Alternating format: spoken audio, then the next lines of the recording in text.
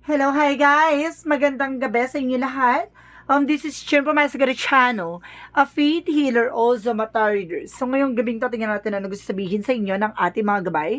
This is special gabay for the month of September 19 hanggang September 25 for the sign of Capricorn. So Capri, welcome to my channel.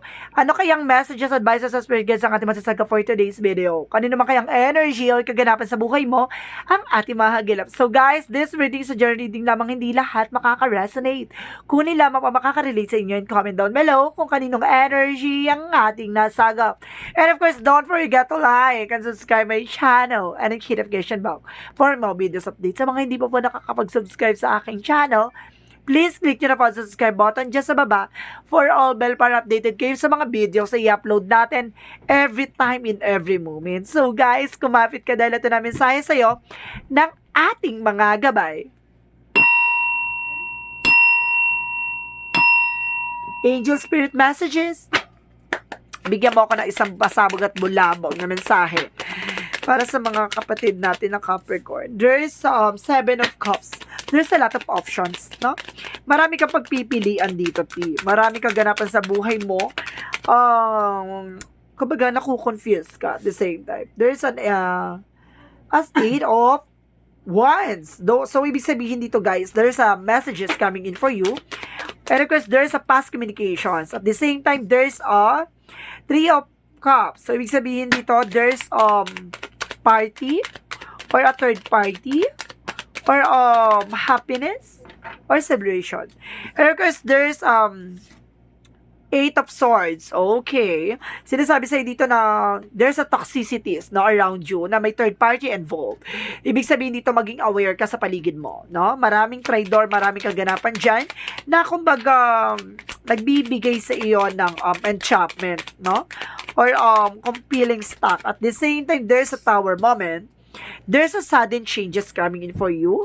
Kumbaga may mga pagbabago na magaganap. It's either kumbaga revealed or to destroy or something that card. Ibig sabihin dito, there's an ending and a new beginning. So, ibig sabihin dito, may mga bagay na kailangan mo nang tapusin. At may mga bagay na magsisimula na. Diba?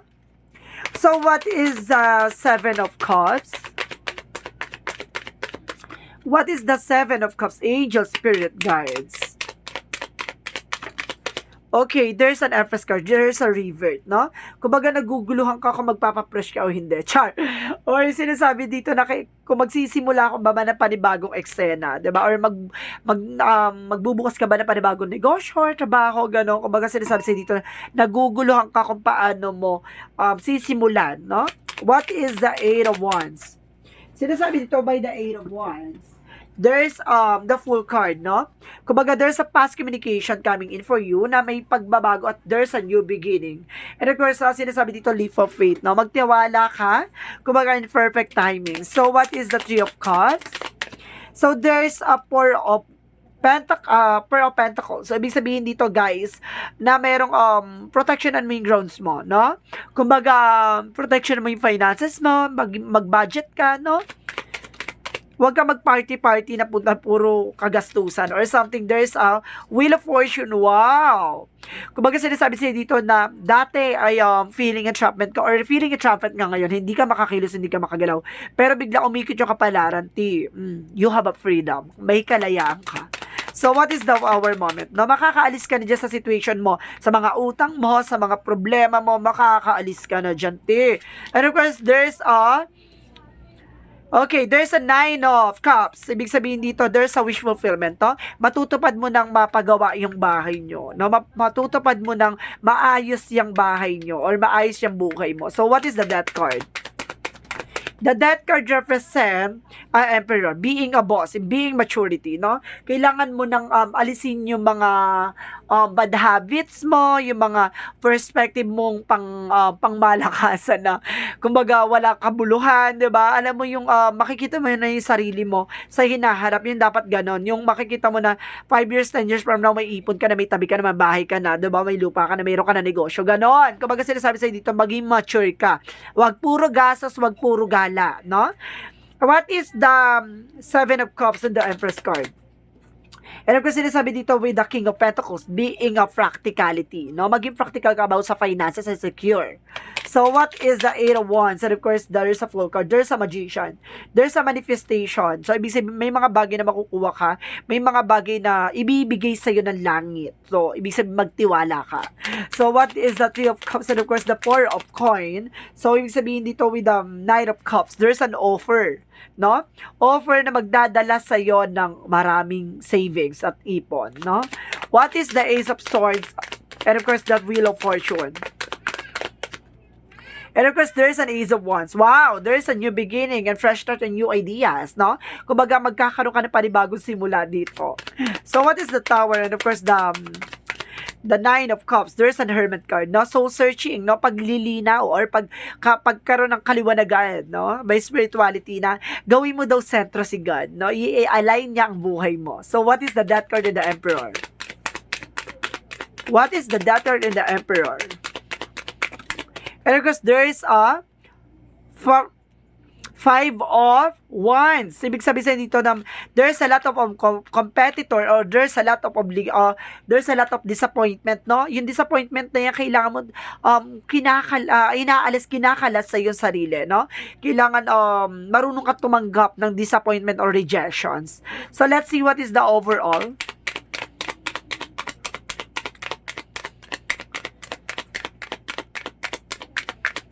What is the overall? There's a justice. Wow, there's a balance and karma with serve, no? Kumbaga makukuha mo what you deserve. At the same time, there's a judgment, awakening. Gumising ka lang sa katotohanan at maging balanse ka lang. Diba? Makukuha mo yung mga bagay na gusto mo. And of course, there's a Ten of Wands. Kumbaga sinasabi sa'yo dito na there's a burden or there's a lot of obligations, no?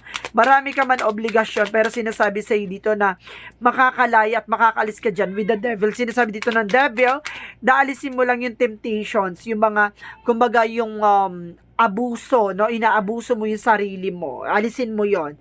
Baka workaholic ka or something alcoholic, kumbaga abusive with yourself. Alisin mo daw yon, ha? So what is additional outcome pa? The devil, marami kasing signs ng the devil. Maaaring abusive yan sa sarili mo. And of course, there's Queen of Wands. There's a stability and control. No? Kailangan kontrolado mo yung sarili mo. Kailangan, kumbaga, linawin mo yung mga yung perspective or yung life purpose mo. At the same time, there is a Hangman in Power of the Deck. There is a new perspective. No? Baguhin mo yung perspective at baguhin mo yung sistema at yung ginagawa mo at the same time. So, what is a Yin and Yang Oracle card?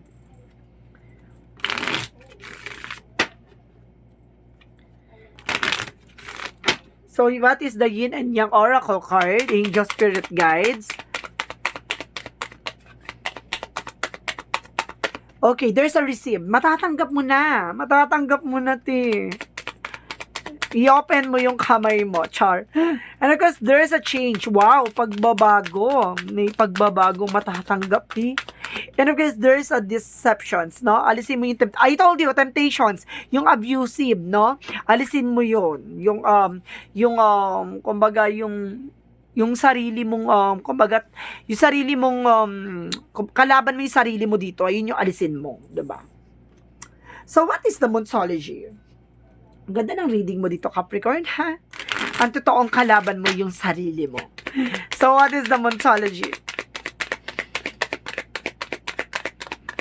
What is the Moonsology? Take time to breathe out, no?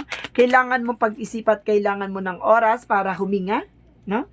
And of course, sinasabi dito with your dreams need a practical plan. So, kailangan mo ng practical dito, no? Kailangan hindi yung easy lang, ganon. Kailangan mong pag-isipan ng malalim yung mga plano mo sa buhay. And of course, there's an abundance, no? Kumbaga yung mga pangarap mo, yung mga bagay na gusto mong mangyari, ay mangyayari nawa, no? And of course, there's an health. Ibig sabihin, magkakaroon ka din ng good health dito. Pasabog, or sinasabi dito with the health, or baka nagkakaroon ka na ng abusive with your work, with yourself, no? Baka workaholic ka nga, or something na baka alcoholic ka pa, diba? Kailangan mong alagaan yung sarili mo. And there's a third eye, clairvoyance, no? May kakayanan ka dito, no? There's a spiritual abilities then at the same time. And of course, sinasabi dito, there's a white for enlightenment, magkakaroon ka ng kaliwanagan. And of course, there's a snake release, alisin mo ang ahas, traidor, ganon. So, what is the energy? What is this energy? Okay, there's a study. Marami kang matututunan at marami kang malalaman dito. And of course, there's a study. Wow, nasa mama yung isang card. And of course, there's a journey, no? Marami kang malalaman dito about sa journey mo. Kumbaga, it's a part of your journey, yung mga nararanasan na yan. So, what is the Romance Angels? What is the Romance Angels? Angel Spirit Guides. And of course, sinasabi dito, there's, let your friends help you, no? Hayaan mo yung mga kaibigan mo, tulungan ko.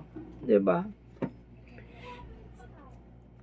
Baka sa business mo yan, diba? Baka kailangan mo ng mga endorsement or something na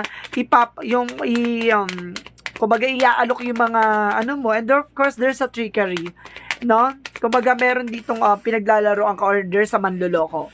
And of course, there's a facade, no? Kumbaga, there's information na wag mong antayin mahuli ang lahat dito. Kumbaga, sinasabi dito, ang panahon ay lumilipas, no? And of course, there's a recovery. Makaka-recover ka naman at the same time. So, what is Archangel Michael messages? Habang bata patang handa't kaya pa, ilaban daw, ha? Habang may buhay, may pag-asa, and you're on the right path. Nasa tamang direction ka, sabi ni Archangel Michael. So, what is Archangel Raphael messages? So, sinasabi ni Archangel Raphael is hydrations. No? Sinasabi ni Archangel Raphael dito na kailangan mo raw uminom na maraming tubig. No? Baka mas marami pa yung alak or mas marami pa yung soft drinks or something na unhealthy yung ginagawa mo. No? Kailangan mo nang uminom ng maraming tubig. So, what is the Jesus loving quotes? So, sinasabi dito ni Jesus na, ask and shall be given to you. So, ibig sabihin, hingiin mo lang daw kagad, no? Ibibigay niya sa'yo yung karapat-dapat ayon sa kalooban ng Diyos. So, what is the angel's number? Angel's number represent a 66, I am positive. So, ibig sabihin dito, maging positibo ka sa lahat ng bagay, no? Maging positibo ka, makakapag-attract ka ng mga positive energy. And of course, what does it mean? And your angels, your guardian angels, is teaching you the essence of unconditional love. You are encouraged to have a faith that the universe will provide you while you are manifesting your inner desires, no? Kumbaga, tutulungan ka ng angel spirit dito na maisa katuparan yung mga pangarap mo, no? Yung mga gusto mong gawin. Kumbaga, God will provide. And of course, as sinasabi sa'yo dito, lahat ng mga pinapangarap mo ay may maisa sa katuparan mo. Magtiwala ka and be positive and confident sa ginagawa mo. What is the messages of life? So, let's see. What is the messages of life? There is an openness. Okay.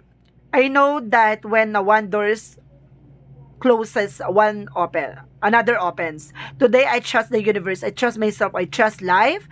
No matter what has gone before, I have faith that something better is on this way.